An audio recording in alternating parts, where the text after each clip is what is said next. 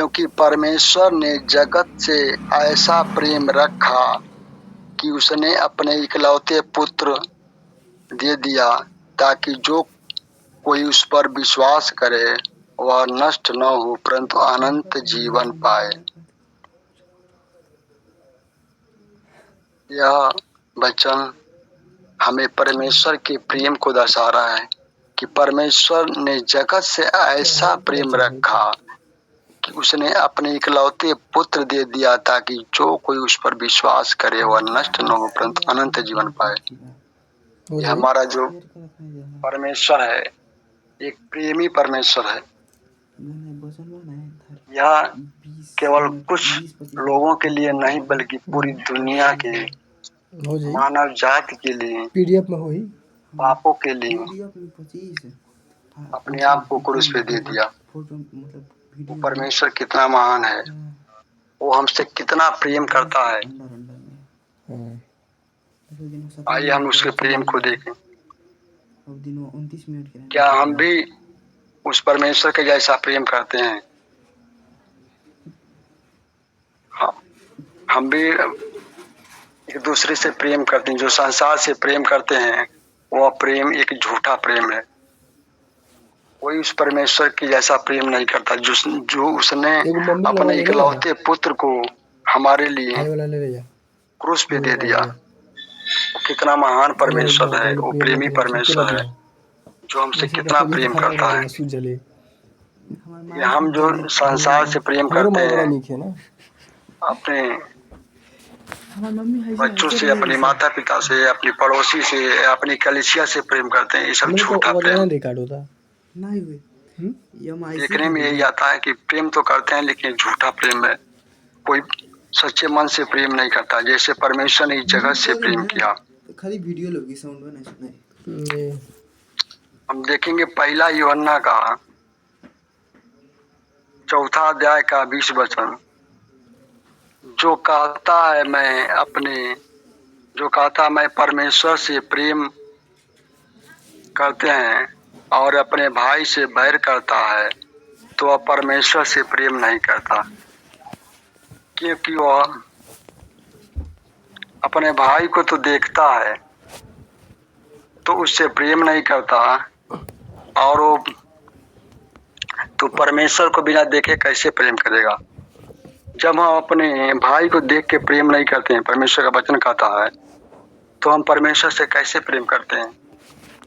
यह एक झूठा ही प्रेम है। और यह जो वचन है, इसी वचन के द्वारा हमने परमेश्वर पे विश्वास किया था। जब पहली बार हमने कलीसिया में गए थे, हमको कोई भाई ले गया था, तो हम ज्यों ही जाके बैठे तो यही बताया जा रहा था कि परमेश्वर के प्रेम के बारे में। वो यही लोग कह रहे थे कि जो कहता है कि हम परमेश्वर से प्रेम करते हैं और अपने भाई से बैर रखते हैं तो परमेश्वर से प्रेम नहीं करता है। पहले वो अपने भाई से मेल मिलाप करे, पहले वो अपने भाई से प्रेम करे, उसके बाद फिर कलीसिया में आके शामिल हो और परमेश्वर से प्रेम करे। और इसी वचन के द्वारा मैंने प्रभु पे विश्वास किया था।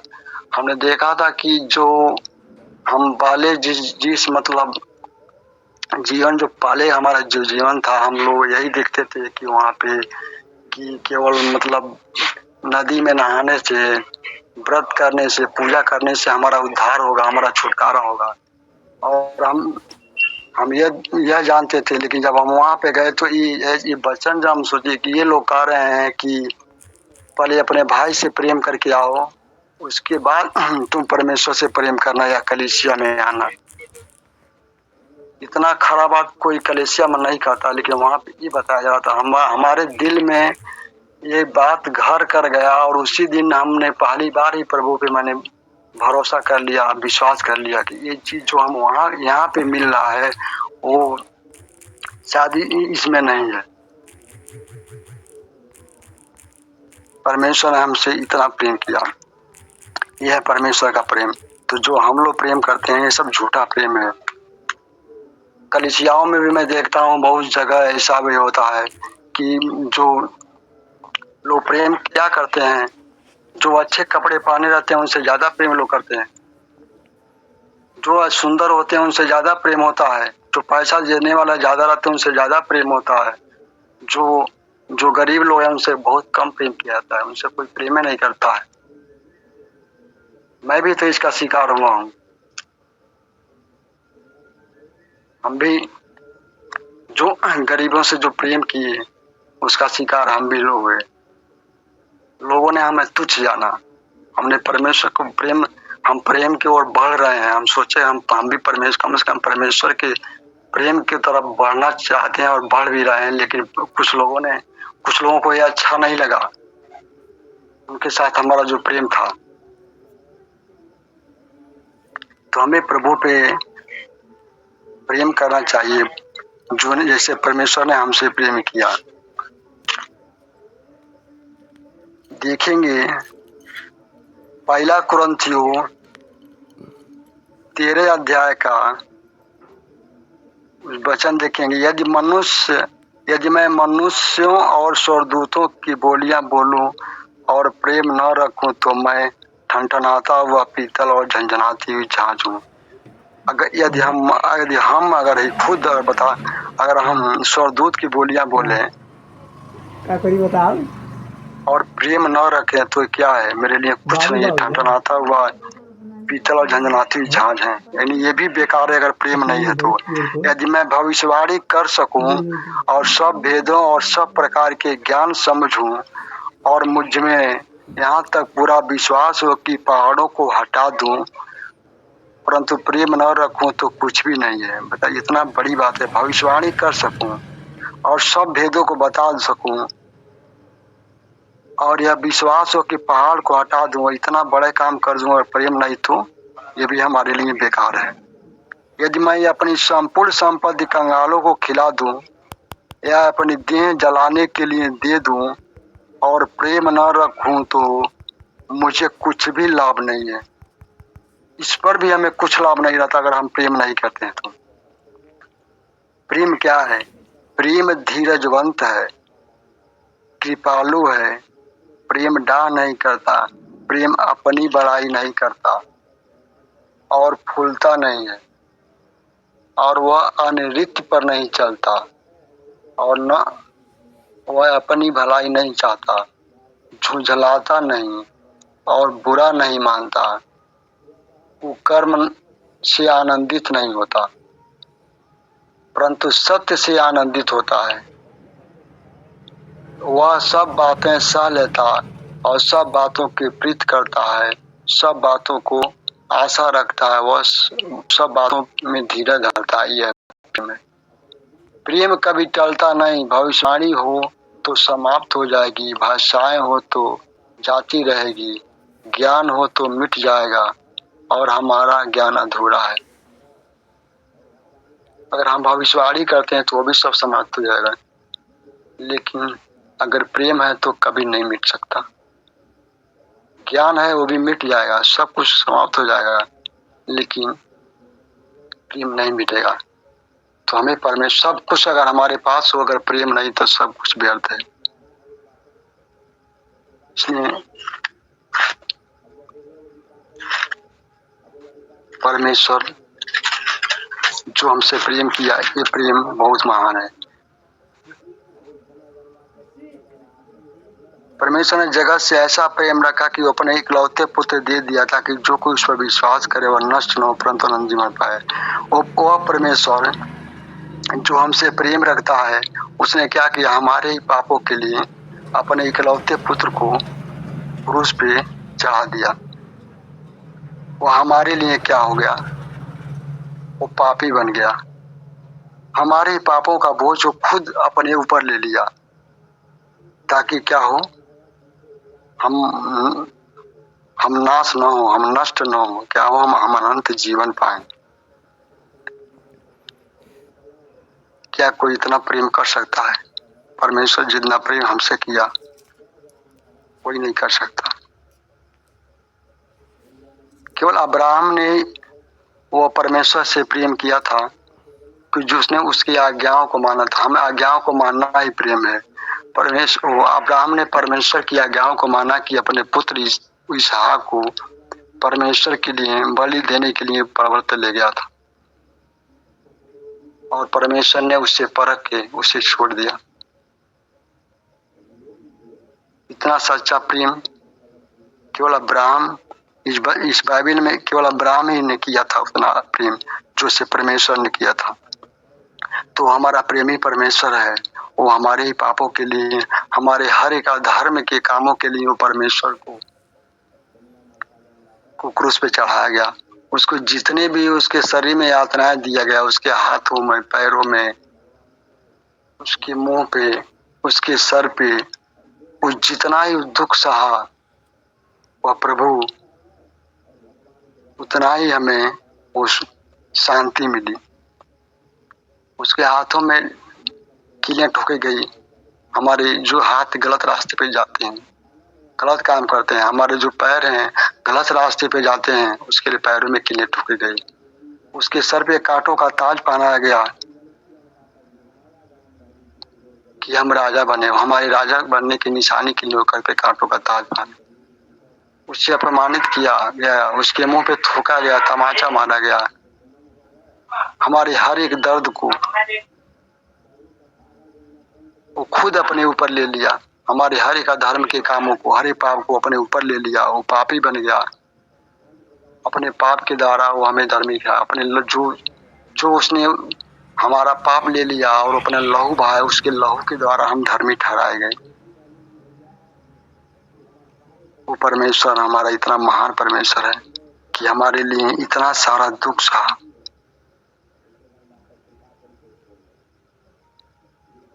हम जब उस परमेश्वर पर विश्वास करते हैं, उसके वचनों पे चलते हैं, उसकी आज्ञाओं को मानते हैं, तो हम नष्ट नहीं होते हैं, परंतु हमें क्या मिलता? अनंत जीवन मिलता है। परमेश्वर यहाँ पे भी हमारे साथ है, और जब हम अनंत जीवन, जब हम स्वर्ग में जाएंगे तो वहां भी परमेश्वर हमारे साथ रहेगा। वो परमेश्वर हमें अनंत जीवन देगा अगर उसकी आज्ञाओं पर मानते हैं, उसके वचनों पर चलते हैं। तो यह परमेश्वर का प्रेम।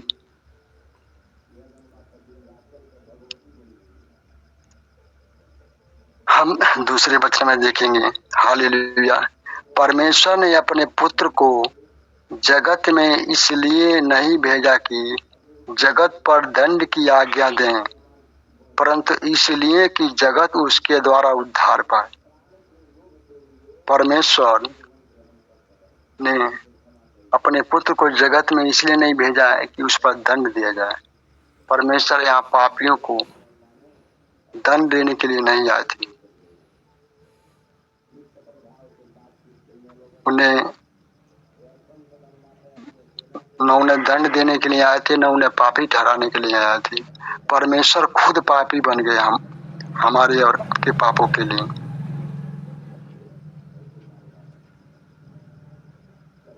हमारे और आपके लिए पापी बन गए।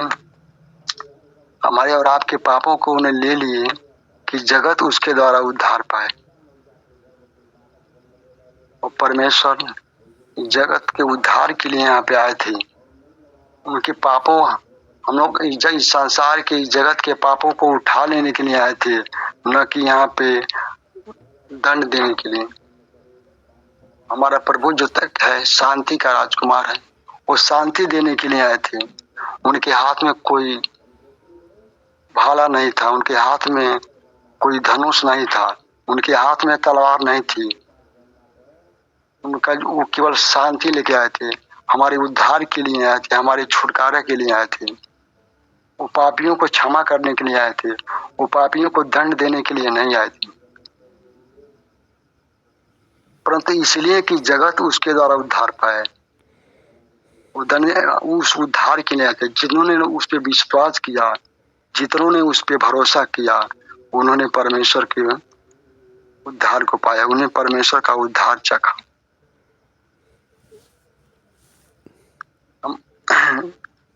हालेलुया। हम देखेंगे 18 में, जो उस पर विश्वास करता है उस पर दंड की आज्ञा नहीं होती, परंतु जो उस पर विश्वास नहीं करता वह दोषी ठहर चुका है, इसलिए कि उसने परमेश्वर के इकलौते पुत्र के नाम पर विश्वास नहीं किया। जो उस पर विश्वास करता है, क्या होता है, उस पर दंड की आज्ञा नहीं होती है। अगर हम उस प्रभु परमेश्वर पे विश्वास करते हैं, यीशु मसीह पे विश्वास करते हैं, तो क्या होता है, हमारे ऊपर कोई दंड की आज्ञा नहीं होती है। परंतु जो उस पर विश्वास नहीं करता वह दोषी ठहर चुका है, इसलिए कि उसने परमेश्वर के यीशु मसीह पे विश्वास नहीं किया। अगर हम उस प्रभु पे विश्वास करते हैं तो हमारे ऊपर कोई दंड की आज्ञा नहीं होती है।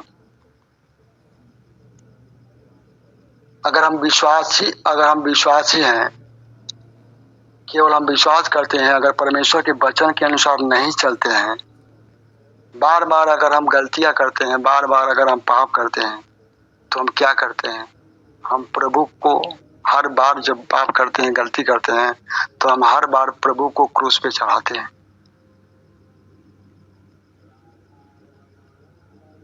तो हम क्या होंगे, हम दंडित किए जाएंगे। हमें विश्वास ही नहीं, हमें विश्वास के साथ हमें उसे परमेश्वर की आज्ञाओं को मानना है, उस परमेश्वर के वचन को मानना है। क्या दुष्ट आत्माएं नहीं विश्वास करती हैं? दुष्ट आत्माओं भी तो परमेश्वर पे विश्वास करती हैं, उसके वचन और उसे थरथराती थी। वो भी कहती थी ये परमेश्वर का पवित्र जन है, या हमें उद्धार की कथा सुनाने के लिए आया करती थी, लेकिन उस पर विश्वास नहीं करती थी। उसका वही काम था, दुष्टता। वो भी विश्वास करती है, शैतान भी विश्वास करती है, दुष्ट आत्मा विश्वास करती है, लेकिन वो उसके वचन पे चलती, उसको विश्वास है कि ये कर सकता है, परमेश्वर है। लेकिन हमें परमेश्वर की वचन पे चलना है, हमें परमेश्वर की आज्ञाओं को मानना है। अगर हम उसकी आज्ञाओं को नहीं मानते हैं तो हम दंडित किए जाएंगे, हम दोषी ठहराए जाएंगे। अगर हम उस परमेश्वर के पुत्र पे, यीशु मसीह पे अगर हम विश्वास करते हैं, उसके वचन पे चलते हैं, उसकी आज्ञाओं को मानते हैं, तब हम दोषी नहीं ठहराए जाएंगे।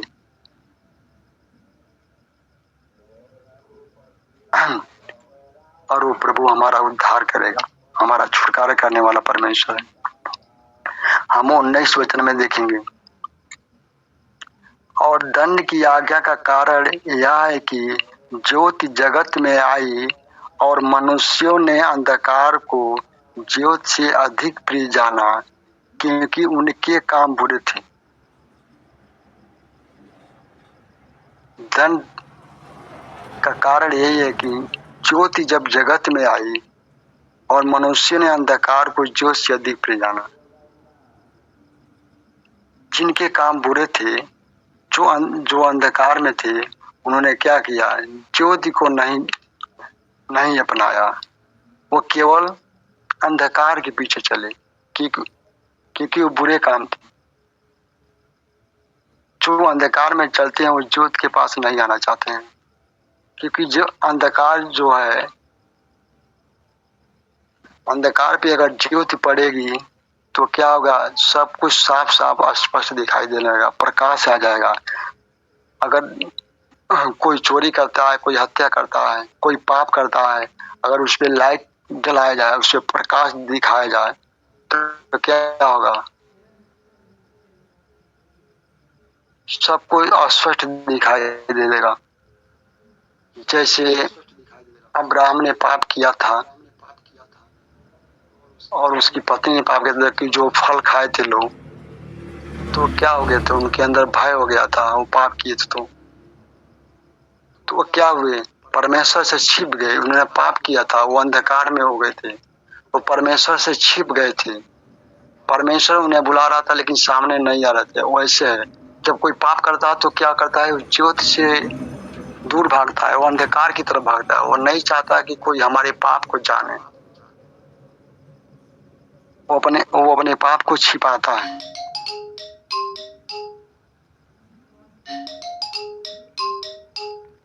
वैसे जब यीशु मसीह जब इस पृथ्वी पे आए थे यीशु, आयुष ज्योति क्या है? ज्योति वो मोबाइल हमारे बस प्रभु फोन यीशु करो, मसीह है।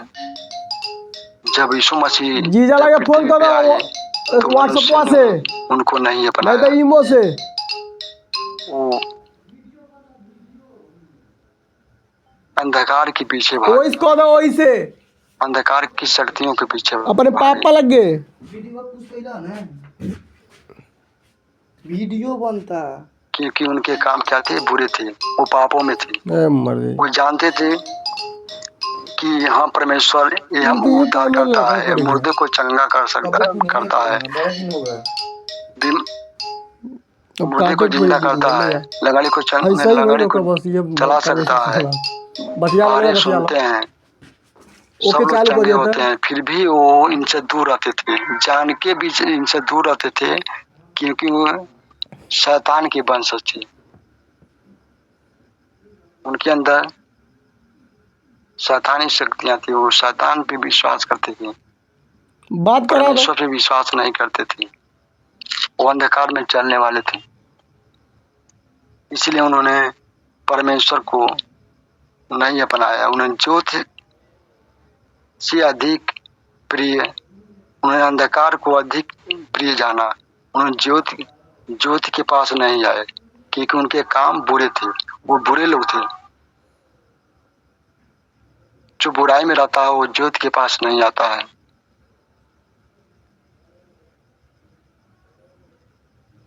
वो अंधकार में ही रहता है। हम 20 वचन को देखेंगे। हालेलुया। क्योंकि जो कोई बुराई करता है वह ज्योति से बैर करता है और ज्योति के निकट नहीं आता, ऐसा न हो कि उसके कामों पर दोष लगाया जाए। यहाँ पर परमेश्वर का वचन करा, जो कोई बुराई करता है वह ज्योति से बैर करता है। जो कोई गलत काम करता है, पाप करता है, बुराई करता है, विचार करता है, वो क्या करता है? ज्योति से बैर करता है। बुरा मनुष्य ज्योति के पास नहीं आना चाहता है, क्योंकि उसके काम बुरे हैं। अगर यहाँ पे हम संसारी दुनिया में अगर देख रहे हैं तो जो गलत काम करते हैं वो परमेश्वर में क्यों नहीं आते हैं? उनका काम गलत है, चोरी करना, व्यभिचार करना, पाप करना, हत्या करना। और हम सोचते हैं कि यहाँ पे आएंगे, हम जानते हैं कि प्रभु को हम ग्रहण करेंगे तो हमारे जो एक काम है, जो हमारी भौतिक जो लालसाएं हैं, ये हम कर नहीं पाएंगे, क्योंकि उनके अंदर संसारी सुख लगा है।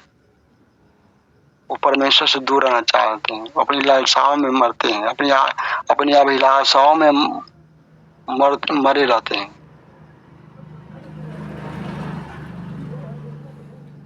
इसलिए वो ज्योति से बैर रखते हैं। ज्योति के निकट नहीं आता, ऐसा न हो कि उसके कामों पर दोष लगाया जाए। वो सोचते हैं अगर हम ज्योति के पास आएंगे तो लोग हमें क्या करेंगे? दोष लगाएंगे, क्योंकि वो अपने उस पाप से, उस बुराई से वो हटना नहीं चाहते हैं। अगर उस पाप से, अगर उस बुराई से नहीं हटेंगे और वो प्रकाश, जब उनके ऊपर प्रकाश पड़ेगा तो वो क्या होंगे? नंगे हो जाएंगे। उनका जो भी चाल चलन जो भी है सब वो स्वस्थ दिखाई देने लगेगा, क्योंकि उनके काम बुरे हैं और उस काम को छोड़ते नहीं। इसलिए वो परमेश्वर से दूर रहते हैं, उस ज्योति से दूर रहते हैं। परंतु जो सत्य पर चलता है वह ज्योति के निकट आता है, ताकि उसके काम प्रकट हो कि वह परमेश्वर की ओर से किए गए हैं। और जो सत्य पर चलता है वह ज्योति के निकट, जो परमेश्वर के सच्चाई पर चलता है, जो परमेश्वर के वचन के अनुसार चलता है, उसकी आज्ञाओं को मानता है, वह क्या है? वह ज्योति के निकट आता है, वो परमेश्वर के, यीशु मसीह के निकट आता है। अगर हम प्रभु के वचनों को मानते हैं, उसके वचन पे चलते हैं, उसकी आज्ञाओं को मानते हैं, उस पर विश्वास करते हैं और भरोसा करते हैं कि प्रभु ही, यीशु मसीह हमारा उद्धार करता है। अगर यीशु मसीह को हम अपना उद्धार करता मान लिए तो हम क्या? ज्योति के निकट, ज्योति उस परमेश्वर के निकट है। और उसके काम प्रकट होते हैं। और हमारे जो काम है, जो हम अच्छे काम करते हैं, वह काम प्रकट होता है। जब हम उस प्रकाश के पास आएंगे, उस ज्योति के पास आएंगे, तो हमारा काम लोगों के बीच में एक तो प्रकट होता है कि हम क्या करते हैं। हमारे हर एक काम प्रकट होता है परमेश्वर के सामने। जो हम अच्छे अच्छे काम करते हैं, परमेश्वर हमारे जीवन में जो भी काम करते हैं, परमेश्वर करते हैं, वो सब कोई देखता है। उस परमेश्वर के हर एक काम को, हमारे काम जो हमारे जीवन में होता है, जो हमारे विश्वासी भाइयों के जीवन में होता है, जो प्रभु बड़े बड़े काम करते हैं, वो सब कोई देखता है। वो क्या होता है, परमेश्वर की ओर से किए जाते हैं।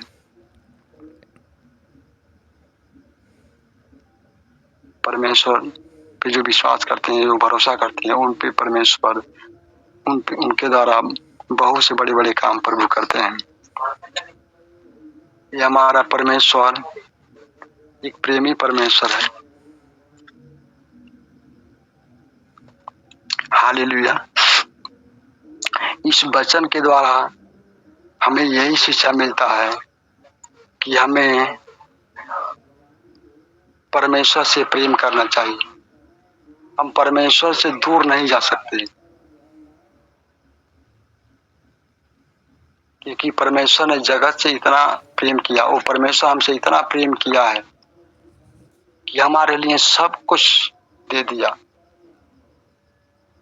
परमेश्वर ने सारी आशीष दे दिया है। इफिसियों के पहले अध्याय के 3 वचन में दिया कि परमेश्वर ने जो कुछ जब क्रूस पे बलिदान हुआ तो सब कुछ हमें दे दिया, सारा अधिकार हमें दे दिया है, सारा आशीष हमें परमेश्वर ने दे दिया है।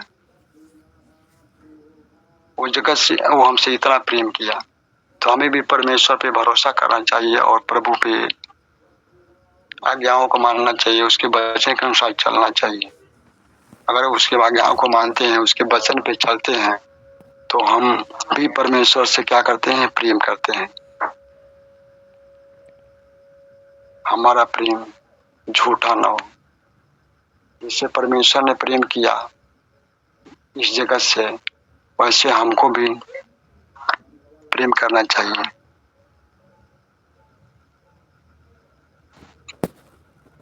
हालेलुया।